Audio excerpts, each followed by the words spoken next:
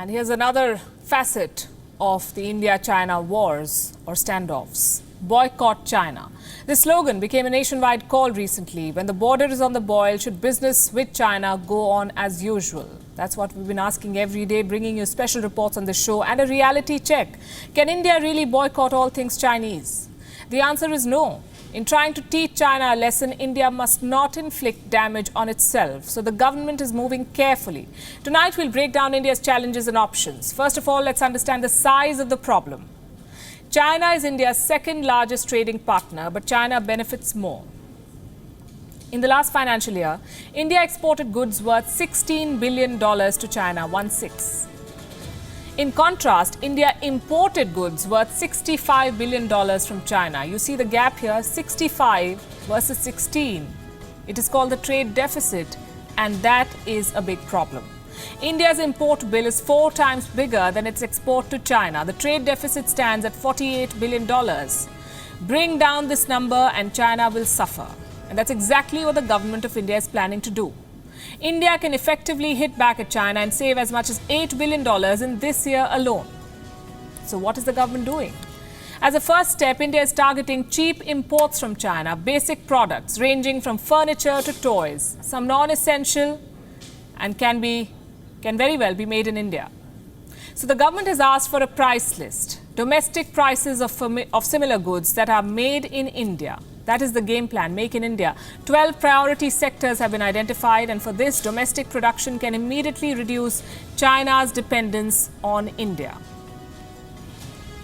Now, what can the government do to stop cheap imports? Either impose fresh taxes or raise existing tariffs on Chinese products. India levies anti-dumping duties on 90 Chinese products.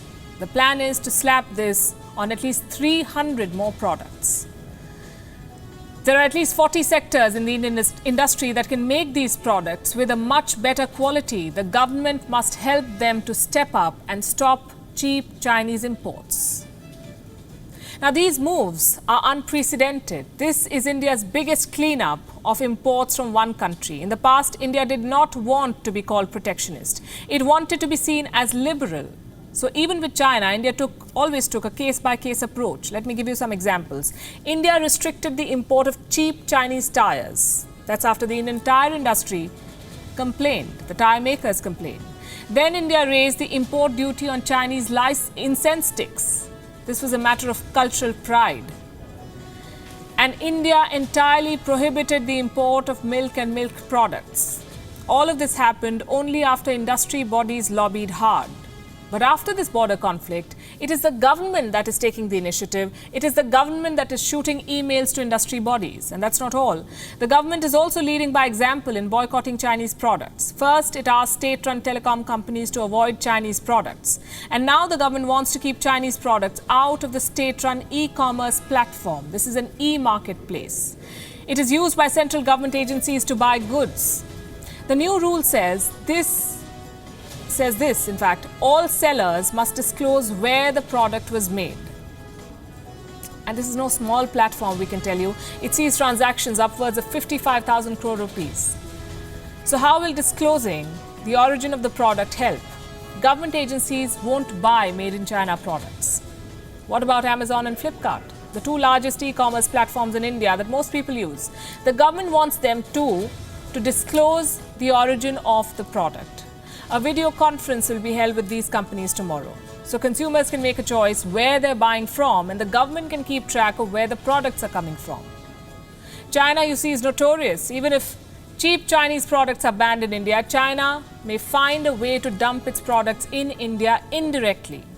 So Delhi is also reviewing its trade pacts with other countries because China is dumping goods in India via common trade partners. That's also the reason why India did not join RCEP. India knows this will have to be fought tactically, with minimum collateral damage. It is using a combination of measures to hurt China: increased tariffs, no government procurement, restricted presence on e-commerce platforms in India, and reviewing trade details. Slowly but surely, India is boycotting China.